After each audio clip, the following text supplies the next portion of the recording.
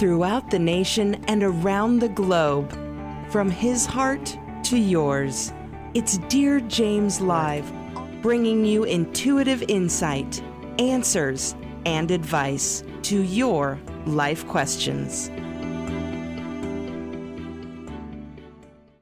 Hello, beautiful soul family, and welcome to Weekly Wisdom and Insights, your home for spiritually guided transformation and empowerment. I am your host, Dearjames, and together with the unseen, Spirit, Source, and Symphony, we look at the current energies, we see the greater themes, the greater arcs of the stories in our lives playing out, and we go as guided.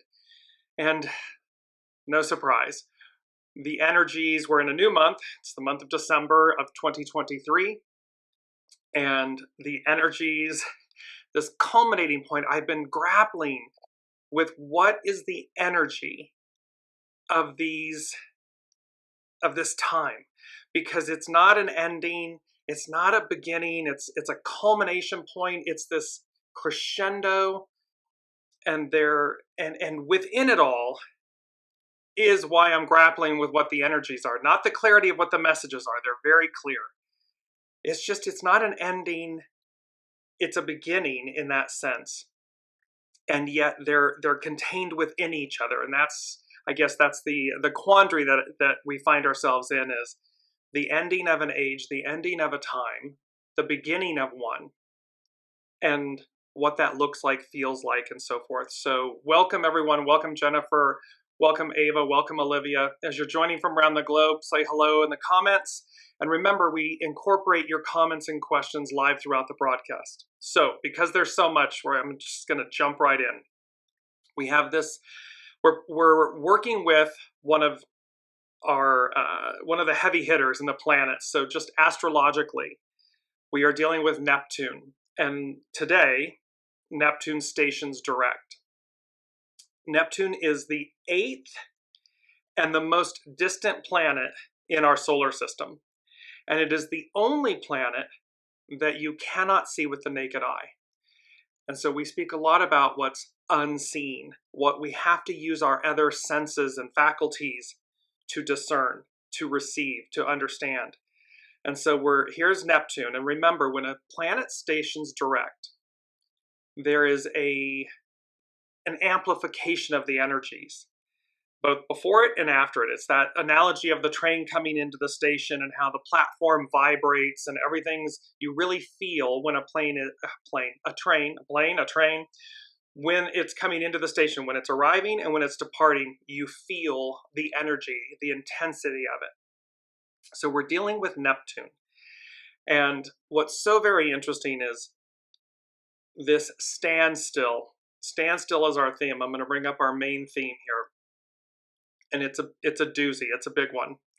And we're continuing with the image of the butterfly key with the illuminated crown chakra, and that we are the key to the new, to what we've been seeking. So our main theme is standstill, the seed of prosperity - advance, and how this word standstill is misunderstood. It has more than one meaning. And typically, if you're a kid fidgeting around, they'd be like, stand still, like stop, immobilize. And standstill from Merriam-Webster's dictionary, a situation or condition in which there is no movement or activity at all. So there's this nothingness, nothing's happening, this standstill. And that is somewhat of this perplexing energy that we're in. We're not in the old, we're not in the new completely anymore. And yet it doesn't mean that nothing's happening. The point here is everything's happening. I mean, everything's happening. The ending, the beginning, the transformation, the transference, everything is happening all at once in this standstill. And this message to be ready. To be ready, to be ready, to be ready. Welcome, Lorna. Welcome, Alicia. So let's get into, I'm going to put my specs on, as I always say. We're going to take a look at the main energies, because it's fascinating how the astrology with Neptune coming to a standstill. Our main theme is standstill. Hexagram 12, December is 12. In the I Ching, the hexagram is standstill. So here's this, and yet it's not, and then we're going to have a much greater understanding of the meaning, which harks all the way back to the Israelites and the Exodus, and what the biblical meaning of standstill means. Fascinating. Just, I'm floored. So here we go. Let's look at our current energies, our main energies. So we have 12, which is standstill, and it's about release. It is about releasing what doesn't serve us, releasing the past, releasing this age, this era that we have been in. The 1 and the 2 become a 3. Difficult beginnings, persevere, meaning it's difficult in the beginning. We are literally transferring from one order of things, one age to another. From patriarchal to matriarchal, from Piscean to Aquarian, and how that can be difficult in the beginning because it's new, it's unknown to us. We haven't been there before in this lifetime, and thereby persevere, allow, release. We have the 6, which is today, and that conflict in destiny. Are we in the flow, or are we in conflict with it? Are we embracing the new, the future, the forward advance, or are we trying to hold on to a bygone era? And this whole piece of let go. 2023 is a 7 year, so we have everything we need, these armies and legions, this correct discipline, and is to be mindful that we are to act correctly, respond, don't react, proactive, not reactive. Embrace, not obstruct. Then we have, when you culminate, you can culminate in 2 different ways, all the numbers. It can become a 25 or it can become a 16. And you can see the synergy between them. The 25, innocence, open to the way, be childlike, embrace the new, look for the awe and wonder in everything that you're encountering. And if you're encountering difficulty and challenge, look to the innocence of something. Look within and see, what am I not open to? What is blocking me from seeing it from its most pure state? And then 16 is enthusiasm. Again, childlike enthusiasm, dancing, singing, anything, nature, anything that brings about enthusiasm. And it creates an excitement, it creates a joy, a happiness, and how that advances us and moves us forward. These are the main energies. Going right into the astrological influences, 2 things are happening. On Monday, this Monday, Venus enters Scorpio, so it just entered Scorpio. The bigger aspect here, and both are beautiful, the bigger aspect, of course, is again today, 12/6. Neptune stations direct at 24 degrees Pisces. And so this stationing direct is what we're dealing with. And the message there of overcoming. See, we're overcoming the obstacles. We're overcoming the past. We're overcoming where we've been. And the way through, the way is to release, to allow, to go as guided. Because arrive it will, arrive it does. And so here's this message, this standstill, and you can, I'm shaking, kind of quivering my hand to mimic the energy of something that's quote unquote at a standstill, and yet everything is happening. Welcome, Colleen. So let's go to, I'm going to share my screen really quickly, and we're going to look at, this is from Pam Youngin on the North Point Journal. And she's talking about the Neptune effect. The planet Neptune, named for the god of the vast oceans in Roman myth, is a dominant influence in our lives this week. Neptune will come to a standstill on Wednesday, December 6th, completing its retrograde phase and preparing to move forward through the zodiac once again. When any planet, as she's talking about here, when any planet stations, we're going to feel it more. There's a light and shadow effect to this.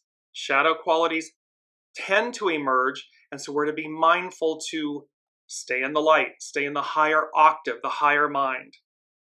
Neptune is also the planet of the imagination, visualization, and creativity. Under its heightened influence, we may find meditations to be especially uplifting or inspiring. An altered state may be easier to access, and intuition and other clair senses can be more active.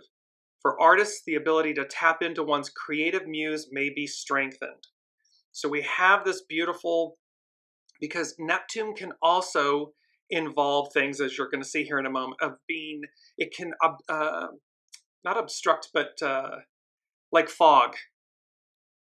So we're not able to see clearly. So we have to go inward to see clearly. We've got to use our intuition, our higher minds, our soul source connection.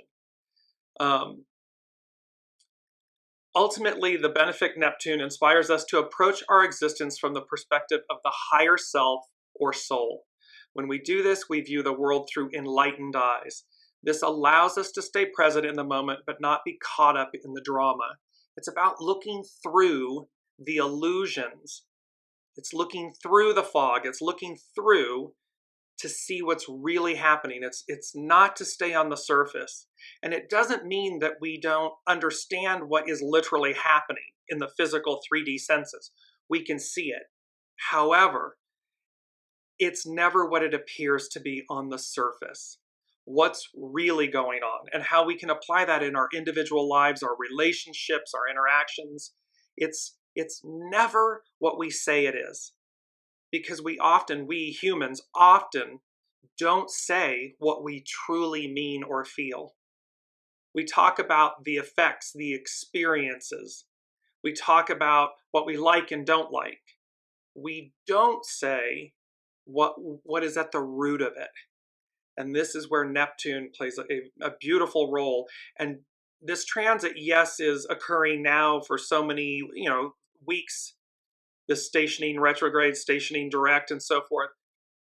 Yet this theme of standstill is playing out largely, hugely. There are always spiritual growth and lessons, and she's talking about when working with Neptune, and the ones that Pam Youngins from North Point Journal uses to illustrate a Neptune transit is that of crossing a river in the fog. Imagine that, crossing a river in the fog. There are 6 key learnings involved in this scenario. First, we must surrender to the experience. Now imagine this crossing a river in the fog, but also changing eras, changing times. Literally, time, big times, epics. From 2,000, 200, 300, 400 years to another era, to the new era, this crossing the river in fog. And so first we must surrender to the experience because we cannot make the fog go away. You can't keep the new from arriving. And yet it's unknown to us. Next, we must release attachment to knowing the outcome. Because then we've got, if we're attached to an outcome, and think of this in any individual way, in our individual lives. If we're attached to an outcome, that is the experience we are going to have, the attachment to the outcome, not the actual empty vessel, the opportunity of receiving what's truly on offer for us. Because we can't. In the fog of that, we're attached to an outcome, so we're having the experience of the attachment to the outcome. We're not having the experience of, what is unknown? What is the outcome that will present itself by me, in French, embrasser, to embrace, by embracing the new. Third, we must learn to have faith, faith that is a higher plan at work. even if we cannot see it in the moment. See, it's a faith about knowing the master weaver, this divine orchestration, the magnificence of it, the purity of it, the greatness and goodness of it. And all we need to do to receive that is to be open to it, to not be attached to the outcome, to not cleave to the past, to not cleave to what we know. Is that scary for human beings? Absolutely, yes. But that doesn't mean that it is not a higher plan at work. Fourth, we must build trust. Trust that the fog will clear. Trust that there is a shore on the other side. And trust that although we cannot see our progress, we are actually moving toward that shore through the fog. It's like we made it through the rain. It's Barry Manilow's song in my head playing. We made it through the rain. Fifth, we go into the cabin of the boat and watch the navigational dials, which represents going within and letting our intuition guide us. See, it's about soul source connection. It's about, while we see what appears to be our known world and our lives and everything we know crumbling and at chaos and conflict and this cleaving to the past, because that patriarchal Piscean era, there are those that don't want that to end, but end it must.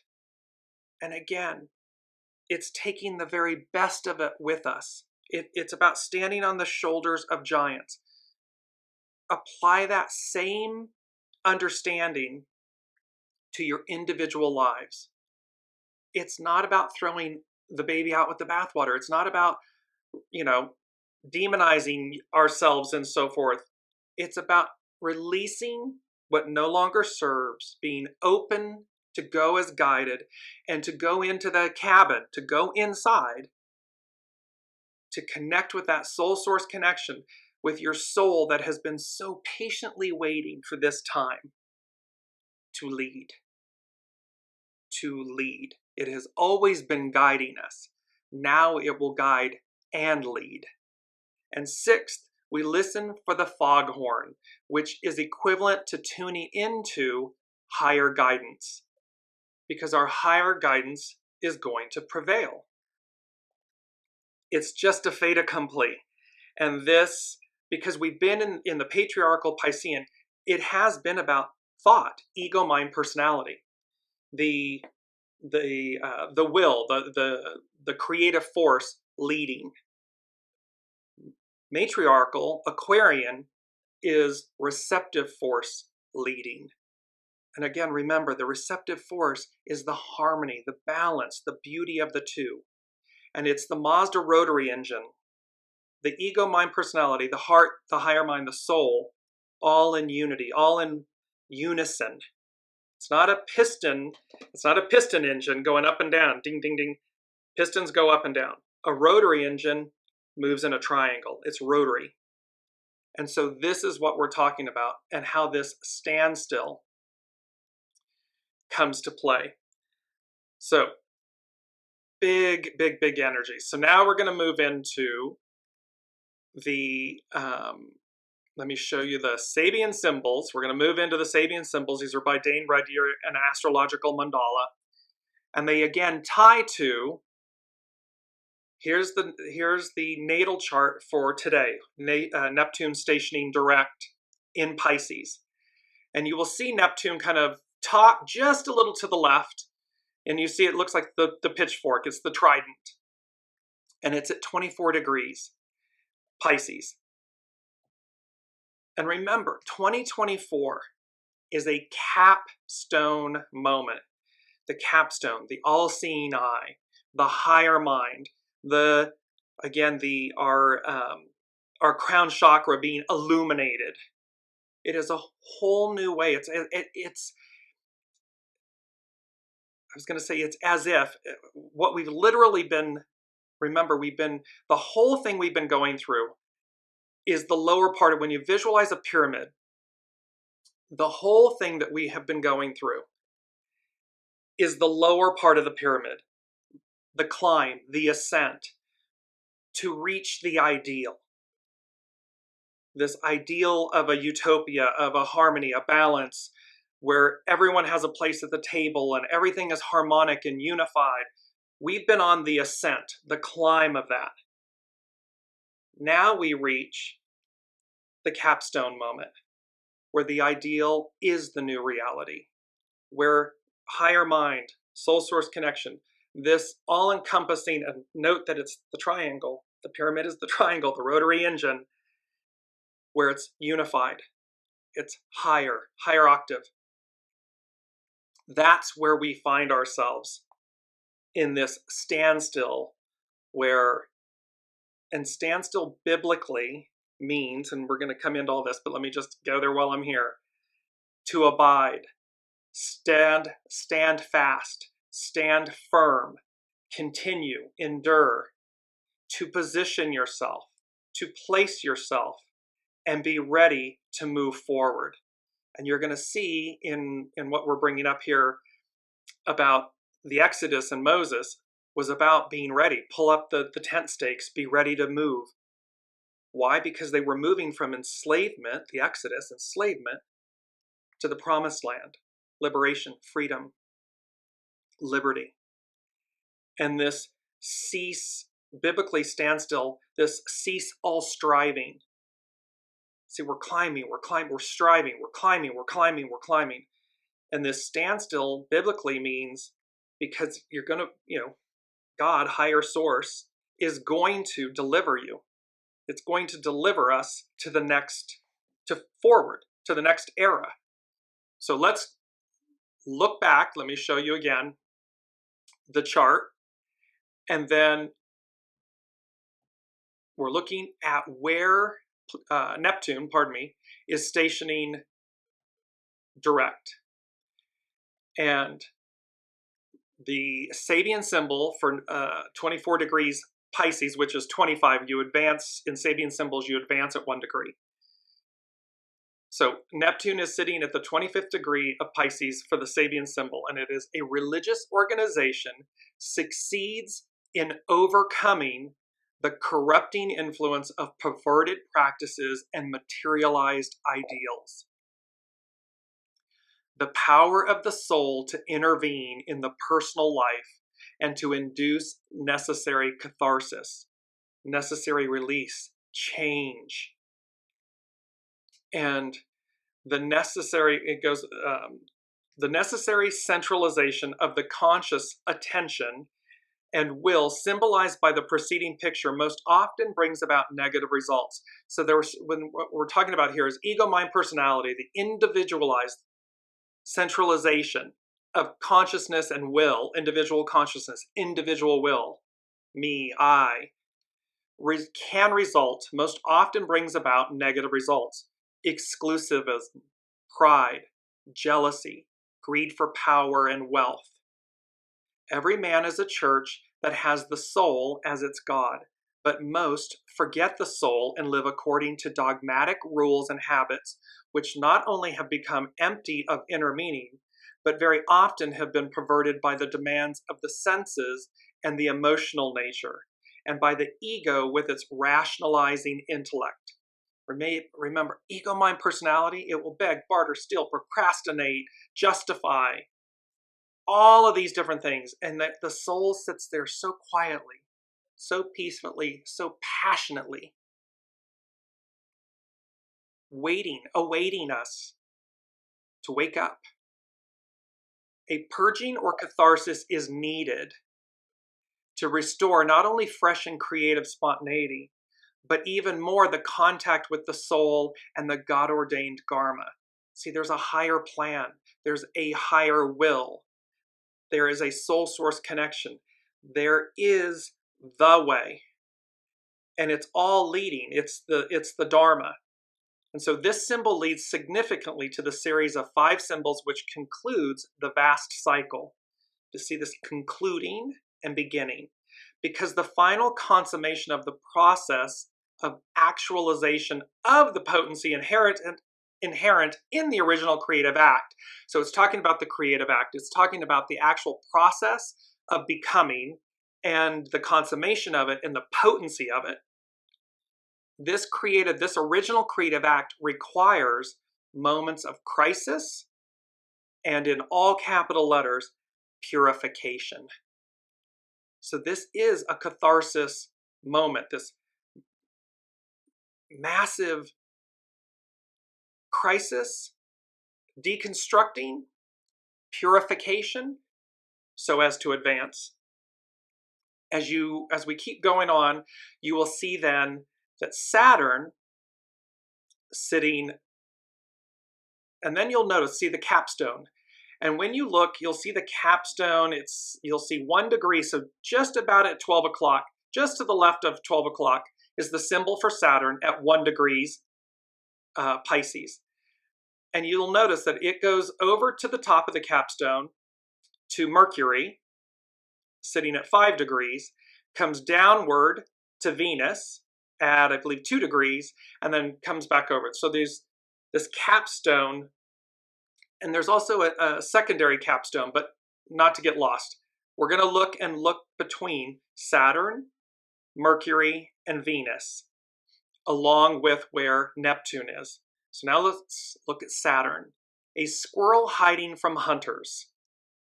The individual's need both to ensure his future subsistence and to protect himself from aggressive social elements.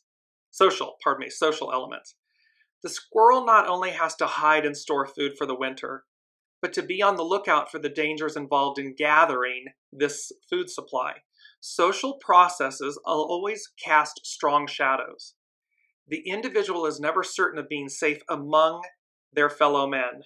Once the process of individualization, with its negative aspects, competition, social aggressivity, and greed, forces the breakdown of the organic tribal state of mankind during the archaic ages. What they're talking about here is the fact that here's the squirrel that is needing to protect itself while also receiving its nutrients, its nutrition, its nourishment, going out into the world. And how you can never be quite certain because, again, the ego, mind, personality has caused negative aspects, competition, social aggressivity, and greed, and these forces to not prevail, but come forward. This symbol warns of the dangers of life and society during an era of exacerbated individualism, when violence is a possibility never to be dismissed. The need for self-protection and caution is ever present. This is about being aware, consciously aware of your choices. It always comes down to choice. And yes, while we can see violence, a lot of violence going on in our current world, it's because there's exacerbated individualism. There's this, because again, it is going away. So the threat of that, it's threatening. The ego, mind, personality feels threatened. It's not safe. And so it creates this exacerbated need to protect, and in its shadow, it lashes out. And so it's mindful for us to remember, see through the illusion. Don't contribute to negative aspects and forces. Be mindful of your own ego, mind, personality choices overriding your soul choices. It's big, big energies here. Second, Mercury sitting at the top. It's Capricorn, 6 degrees. 10 logs lie under an archway leading to darker woods. The keynote is the need to complete any undertaking before seeking entrance to whatever is to be found beyond. Remember in last week, the world before us, we're moving beyond where we've been. Here's the number 10 is a symbol of completion. It symbolizes even more the revelation of a new series of activities just ahead. Yet unless the concluded series is brought to some degree of fulfillment, nothing truly significant is likely to be accomplished by a restless reaching out toward the as yet unknown. It means we got to finish what we've where we are, what we've started, and this is where Pluto is playing that huge role that not since the French and American revolutions. So we're completing this era. Number 10 is a symbol of germination, but the seed, number 9, must have matured well. No natural, and so in order for us to mature well, we have to be willing to look at what's not pretty. What is the lesser attributes of where we've been, of this 2,000 plus year era. No natural process can be accelerated safely beyond certain limits. So again, there's a process, there's a divine will, there's a divine master weaver at hand here. This symbol establishes a foundation for what will follow. Here man reaches a threshold in which he may have to pause, stand still, who may have to pause in order to safeguard their further advance. We're in this standstill period of where we've been and where we're going. And this need meaning need to be ready, to make the choice that says, I am ready to advance. And let me just bring this up because it's right now, it's our mantra. This is an image of Moses saying, and our mantra is, I am ready! Exclamation point. It's not negotiable. It's not for sale. I'm not on the fence. I am ready. I am ready to advance. I am ready to release. I am ready to embrace. I am ready to listen to my soul source connection. I am ready to lead with my soul. I am ready. It's powerful because in this standstill, it is about being ready, pulling up the tent stakes to advance. So as we continue, we're right at the threshold, which is why it's like, quote unquote, it looks like nothing's happening and everything's happening. Venus, then, a house-raising party in a small village enlists the neighbors' cooperation. The feeling of community demonstrated in a basic joint effort. This harks back to one of the very best essences and energies of the patriarch. Because remember, way back, pioneer days and forward, in rural neighborhoods, especially as the American West was being developed, the building of at least the framework of a house was often a collective, friendly enterprise. Newcomers building their home to be found friendly helpers in their neighbors. The sense of togetherness and participation in a common enterprise was developed by such collective works. The home remains, quote, our home, the individual homesteading, the newcomer, yet the whole community is involved in its erection and the welcome marking its completion. See, there was harmony and unity and goodness. There was this era, this time, where you helped your fellow human, your fellow neighbor. At this stage, feeling becomes activity. The past and its memories are repolarized in terms of the expanded social consciousness. From that activity, a new sense of reality will derive. The key word is cooperation. So this advance into the new, the matriarchal Aquarian age, it's all about unity, cooperation, oneness, kindness, goodness, this unity, this coming together. And the unseen is saying to me, and remember to see this same exact thing within. How has your heart, your ego, mind, personality, and your soul been divided, disparate, unequal? Where have you fought against yourself? Where have you not been a good neighbor to yourself, with yourself, let alone externally with others? Because unity, Mazda, triangle, capstone moment, rotary engine, it's about them coming into harmony and unity with one another, internally as well. So, and last but not least, before we move on, I've had this up for a few weeks now, and it's Isaiah 117. 117, 711, 117 represents the master's journey. It is the hero's journey. It is the fool in the tarot. Harking back to the innocence and the enthusiasm and the full faith and trust and going as guided. And it says, and Isaiah 117 says, learn to do right, exclamation point. Seek justice, encourage the oppressed, defend the cause of the fatherless, plead the case of the widow. See again, thousands of years ago, what God, higher source, spirit source, and symphony is saying is, do right by one another. Be better. Use your higher mind. Use your soul as the way to live.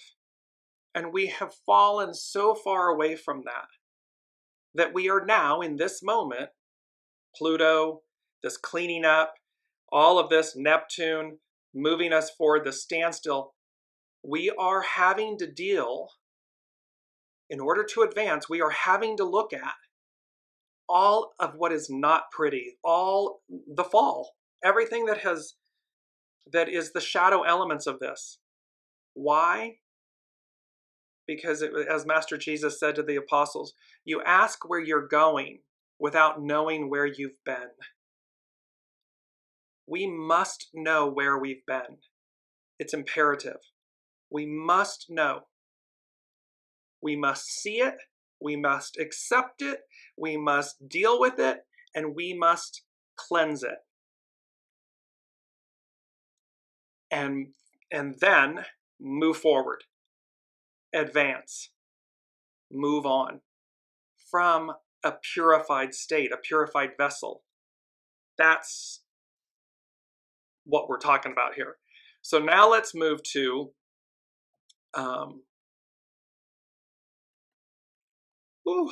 had to take a breath there for a minute. So we're going to look, and this is just fascinating to me, and I'm going to lead with the one with Moses and the Israelites in Exodus. And I'm going to be reading from, this is from Scripture Nuggets. And so please bear with me again. Any references are biblical references. It's always from a pure spiritual place. It's the backdrop of the story, of the truth of the story. That's what is to be taken away. And let me just give you a few things with the unseen. The first thing they said about this week and this moment, and it's not just this week, it is this moment, and it's huge. You can see my arms moving out. They said a great new landscape, and then they changed it to meadow, or incorporated. A great new meadow, a great new landscape of discovery unfolds, quote, before us. And remember from last week, the world before us, the one that came before us and the one that is arriving, the one before us. So here, a great new meadow landscape of discovery unfolds before us with exclamation points. And meadow and landscape. So landscape, any expanse of natural scenery that can be seen from one viewpoint, from a vantage point. Meadow is another word for hayfield, but offers a much more picturesque view as an open field of lush grass filled with butterflies and birds and room to run. It can also refer to a piece of land found along a river. Neptune, waters, the god of waters, tributaries, clear water, salt water, ocean. And then this bucolic scene. So again, Garden of Eden, Promised Land, bucolic. This lush grass filled with butterflies and birds, with room to run, childlike expanse, all these things. And there's this beautiful quote by Dale Carnegie that said, "Let us not get so busy or live so fast that we can't listen to the music of the meadow or the symphony that glorifies the forest." So again, it's, they're giving it to me in the moment. This is a profound message of return, of coming home, of receiving a meadow, a landscape, a land, a place, a great place of discovery that unfolds before us. They said, secondly, it's never too late to begin anew, to begin again, ... until it is. And that was underlined. So again, we have been waiting, peoples have been waiting 2,000 plus years. And I have said this many times, I understand that. And biblically it references that only the Father, no one else but the Father knows the time, the season, the when. And thus, what the unseen is saying here is it's never too late to begin anew again until it is. So if you're on the fence, get off the fence. If you're struggling with ego, mind, personality versus soul, surrender to your soul. You're not giving up. You're not going to cease to exist. You are simply surrendering to your soul. And your soul and soul source connection will guide you and lead you in a way that is beyond anything you've ever experienced. Because the ego, mind, personality, quote unquote, is the beast we know. And the beast doesn't, like Beauty and the Beast doesn't have to be an adversary. The beast doesn't have to be hostile and angry and aggressive. It can be pure of heart and good. It's the lion. It doesn't, the lion doesn't have to roar to be. We need a healthy ego, mind, personality in service to the soul. So, and I heard red, white, and blue. Red is about valor and courage and readiness to sacrifice.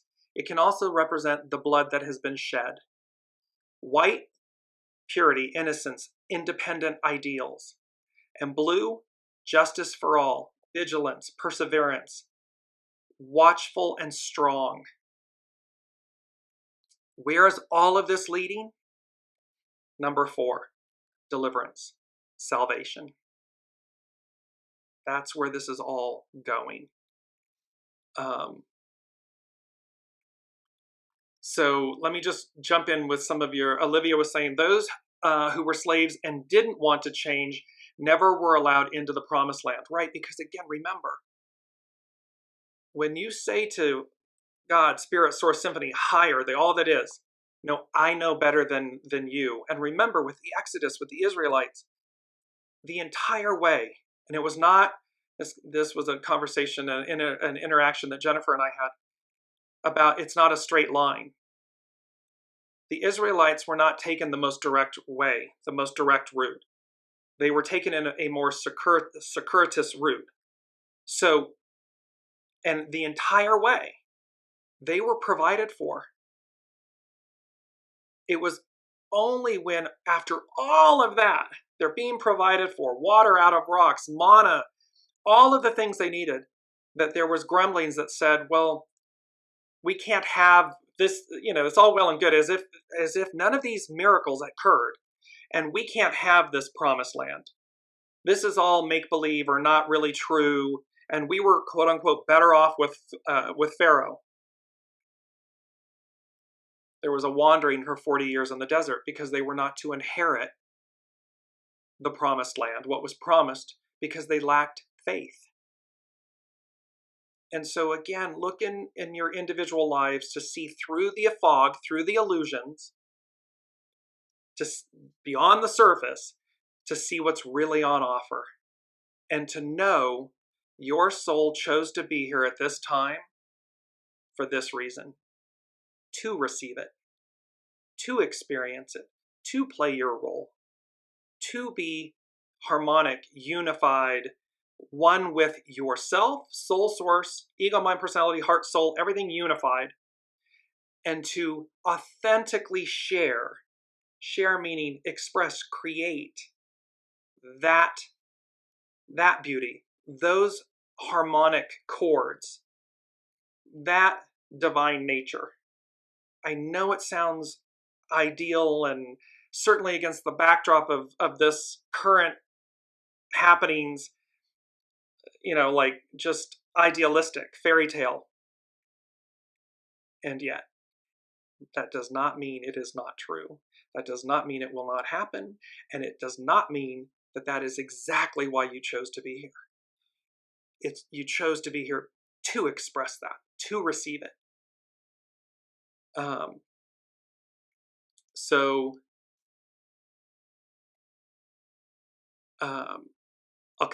I'll answer Olivia's other question. I want to jump into this really quickly and then Jennifer's comment. So this is again from Scripture Nuggets. Stand still and see the salvation of God. Exodus 14:13. Fear ye not, stand still, and see the salvation, deliverance, salvation of the Lord, which he will shew you today. The purpose of this lesson is to shed some light on this verse so that we may gain insight on standing still and seeing the salvation of the Lord. Exodus 14:1-31 tells us this interesting event. This chapter tells of one of the greatest miracles in history. It's the miracle of the opening of the Red Sea so that a nation could cross over safely. Red Sea, waters, Neptune, Poseidon, Neptune and Poseidon, Roman, Greek. This standstill so that we could cross over safely and then continue on to the promised land. In 1 Corinthians, Paul teaches that the things that happened to the nation of Israel in the Old Testament were written for our admonition, because the ends of the world are upon us. The word ends refers to an end of a prophetic purpose, the end of a particular order or time or reason. The word world refers to an age. We are living at the end of one of God's prophetic purposes, and with the coming of Christ, a new and prophetic Christus, the anointed one, the light, a new and fresh prophetic purpose begins.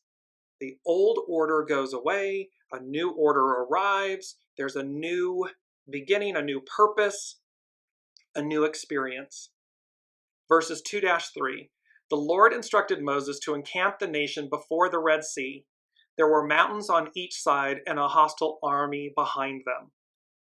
God had so placed them where there was no way of escape.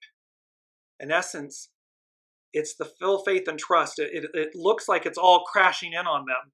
It looks like they're going to be harmed, killed, destroyed, because there's an enemy behind them, a sea before them, and mountains on the other side. There's, quote unquote, nowhere to go. The only way to go is forward, to advance.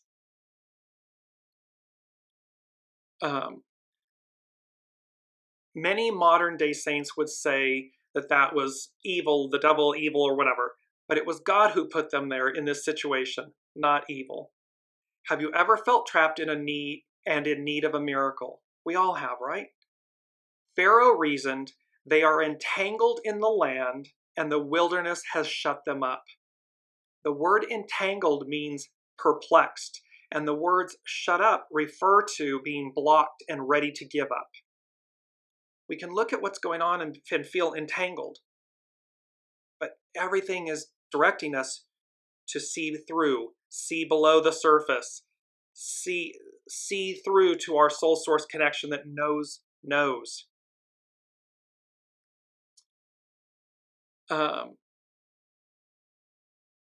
The future looks grim. Many are entangled in financial difficulties or marital upsets or immoral practices. Others in Bible study disputes only to find themselves entangled in doctrinal issues that stops the flow of the Spirit of God. See, we become dogmatic. We become entangled. We are so ego, mind, personality in the moment that we are not standing back to see the real truth, the pearl, the wisdom. Remember, it's an irritant in an oyster, grain of sand, a pollutant that creates the pearl. So Israel had known the power of God, but memories are short when a fresh crisis comes. Previous deliverances are forgotten. Jesus never said that the path of faith was going to be easy. Our faith is going to be tested over and over. We seem to struggle when it comes to learning that God has the ability to meet every fresh trial. And with great reverence, I'm just saying, whatever your faith is, higher source, power, Buddha, Allah, God, in this story, we speak of God. The point is to receive the higher message, the higher wisdom, the truth. At the Red Sea, it appeared that God had deserted them. Appearances are often deceptive. What looks like death to us looks like victory to God. Verses 13-14. The Lord, through Moses, gives a 50-word prophecy. 50 is the number of Pentecost. The first word was, fear not. Faith cannot rise in a raging heart or in a worried heart. The nation was in deep fear of either the unknown or of the pursuing armies. Look at us today, right now. 3,469 years later. I looked this up, give or take, because there's difference in when did the Exodus occur.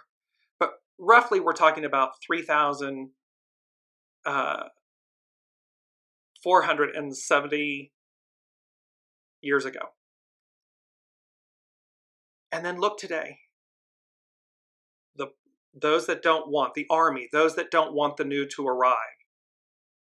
So there's deep fear of the unknown, what's arriving, what's coming, what's the age before us, what's the world before us, and the pursuing army, meaning I don't want it to change. You're not being set free. You're not going anywhere. We want this to stay the way it is. The Lord can do great miracles when the heart is quiet. Abraham needed God's fear not. Joshua needed it. Gideon needed it. Daniel needed it. The apostles needed it. There was a repetitive in this point of fear not. The second word was stand still. Stand still. The Lord was now dealing with a restless spirit in the Israelites. Restlessness leads to recklessness, to trouble. We do things on our own when we get restless. Faith must learn to be patient. When our future is at stake, we often get in a hurry. Stand still. Avoid doing foolish things. Let God work out your future. The words stand still mean to position yourself, to place yourself, and be ready to move forward. The idea is get ready to pull up the tent pegs and be ready to move. A lot of times, God wants to move us forward, but we don't want to move.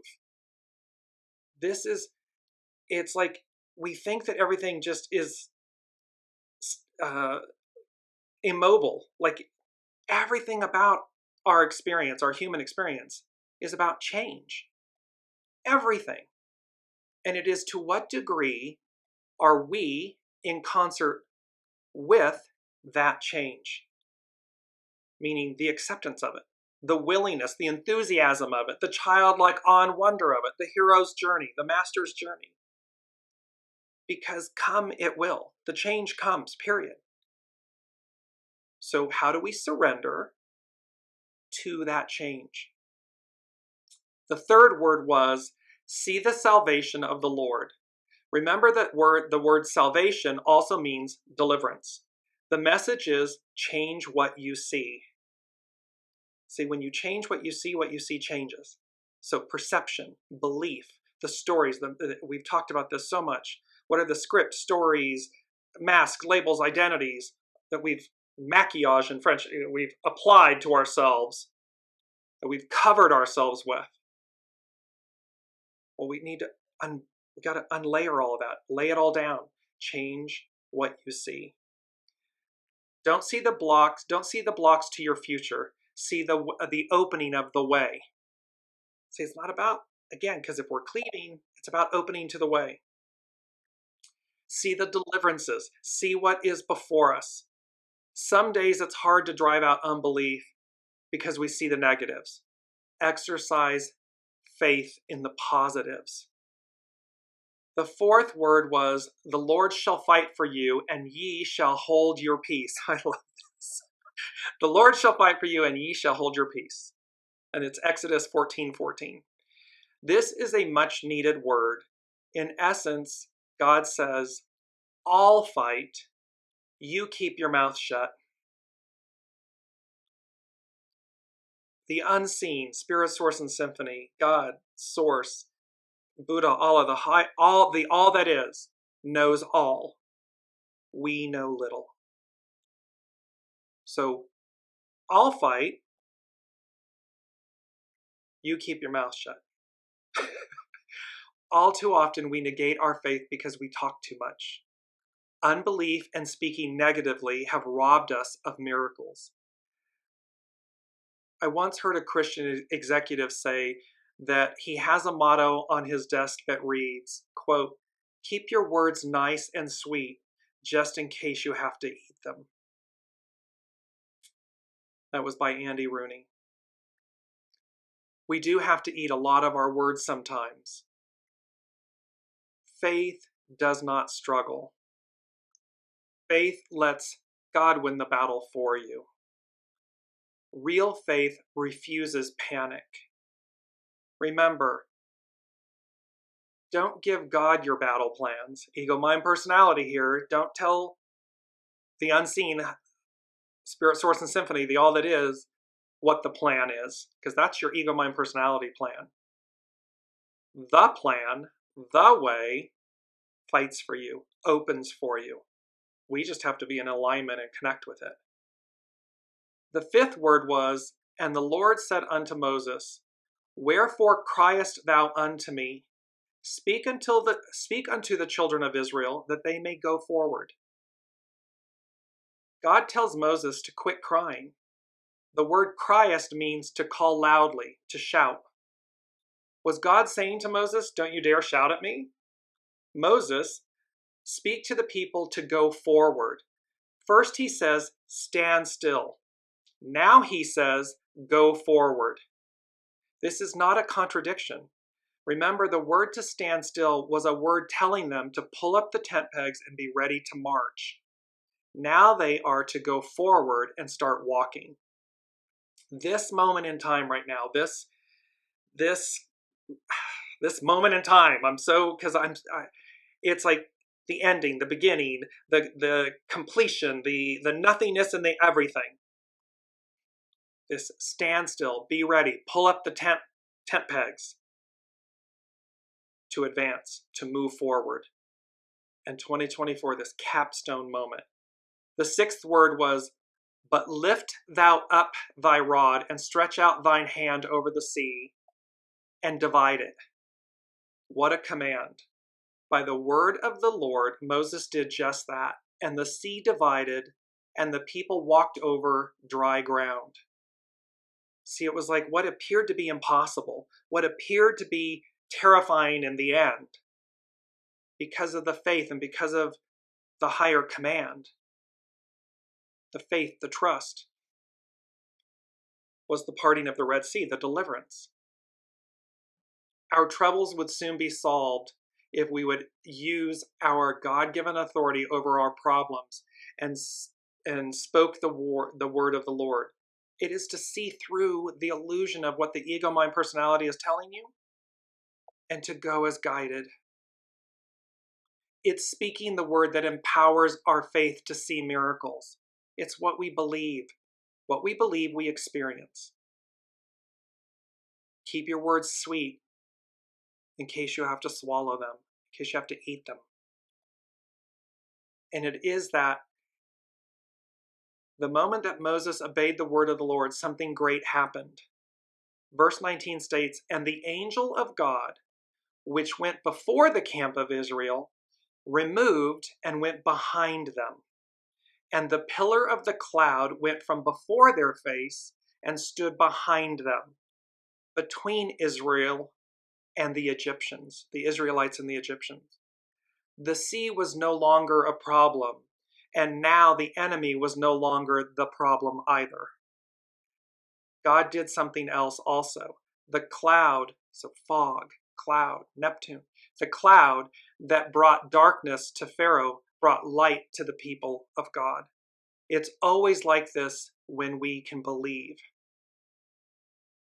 1 Thessalonians 5:5 says, "For you all are the sons of light and of the day. We are not of night nor of darkness." For the enemy to touch God's people, they first had to get God out of the way. So for the enemy to touch the people of God, they first had to get God out of the way. That means that our spirit, our soul, spirit, soul, and symphony, our soul connection, there is a higher power, a higher truth that has to be moved out of the way in order to impact us. That can be an inside job. That can be that you, I, me, are choosing. Ego, mind, personality is choosing to do that. But the point is, higher source, God, will never do that. For the enemy to touch God's people, they had to first get God out of the way. Pharaoh was in the dark about what God was doing for his people, for the Israelites. God keeps the devil in the dark about what he wants to do for you and your future. The Lord made a way through the sea and a way for Israel's future. What is the sea that is holding you back? And verse 24, "The next morning the Lord looked over towards the enemy and troubled them. He knocked their wheels off," or might we say knocked their socks off. The enemy was trying to follow God's people through the sea. God doesn't like the enemy following his people. The opening of the sea was for Israel, not for its enemy. As a matter of fact, the enemy said, "God fights for his people and not for us. Let us flee." The word that God gave to Moses was for the people of God and not for the enemy. And remember, the people of God, we are all one. God has made this clear that the tent got bigger. Remember that the beautiful image of the tent exceeding? Here's the image. The big tent, the hot air balloons, the lifting up. That we have been made whole, made complete. The sacrifice paid for the sins. I know this is all very biblical, and however, it's the point. It's the point of the story is it has been this long. This era, this Piscean era, has been all about this story being told, being played out, and its completion. What happens after? See, it's like, what happens after? What's the unknown before us? The word of God that works for us works against the enemy. The water of the Red Sea was life to God's people and death to God's enemy. I believe that God is speaking to us today and saying, Be ready to move into miracles. If you feel encamped in a difficult place, then seek the higher purpose to deliver you to the miracle that's intended. See through it, pierce it. Don't be afraid of it. Surrender to it. Not surrender to the enemy or the fear of it, but to your soul source connection, to that which is so powerful and divine, that's so as to see through the illusion of it, so as to advance. What often looks like death to you looks like victory to God. Exercise your faith. Prepare yourself for the moving of God on your behalf. We are being moved. We are absolutely being moved to the world before us, to the great new meadow landscape of discovery that will unfold before us. It's never too late to begin anew and again, unless it is. And it is about red, white, and blue, the red, white, and blue, and there's many countries that their flags represent the red, white, and blue. Ancient Egypt, one was the lower Egypt was red, upper Egypt was white. They unified and they incorporated the two together. So we have Mother Mary, you see white and blue. Mary Magdalene, red. You have all of this red, white, and blue for deliverance, salvation, the advance, the moving forward. That is a choice, and it is a soul choice and the soul choice. SOUL, SOLE. That is what is before us. Powerful, powerful messages, powerful energies, powerful moment in time. Until next week, be well, be kind, be conscientious, and know that the message from the unseen is stand still, pull up the tent pegs, and be ready to advance. I love you all. I'm sorry I didn't get to all of your comments in today's show. I will answer them in the show thread on Facebook. And just know I am so incredibly honored to be with all of you on this journey of discovery. It truly touches my heart in ways you cannot know. And what an incredible group of souls to be with.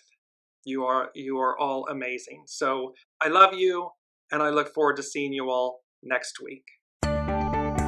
You've been listening to Dearjames Live. Gain intuitive insight, answers, and advice to your life questions, and so much more by tuning in next week and visiting dearjames.com.